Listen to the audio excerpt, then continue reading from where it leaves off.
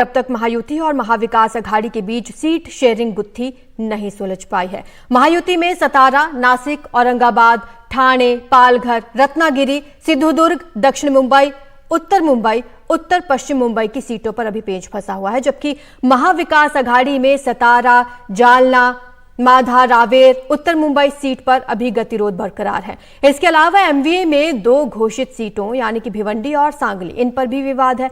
ऐसी भी खबर है कि खरगे इन दोनों सीटों पर उद्धव ठाकरे और शरद पवार से बात कर सकते हैं।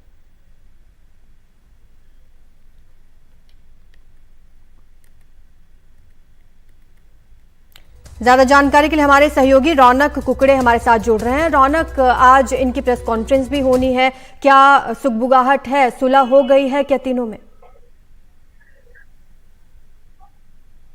जी देखिए, सबसे पहले मैं आपको एमवीए की बात बता दूं। एमवीए की तरफ से ये आधिकारिक तौर पर संजय राउत की तरफ से बयान आया है कि कल गुड़ी पाड़वा, जो कि मराठी नववर्ष कहा जाता है, उस मौके पर कल एमवीए के नेताओं की बैठक होगी और सीटों का बंटवारे का अधिकृत ऐलान होगा। मुख्य तौर पर पर्दे के पीछे कल देर रात से जो बड़े नेता हैं उनके फोन पर बातचीत जो है वो देखने को मिल रही थी। सांगली की सीट अब शिवसेना के पास ही रहेगी, लगभग तय माना जा रहा है और कल अधिकृत प्रेस कॉन्फ्रेंस में इसका ऐलान भी जो है वो कर दिया जाएगा।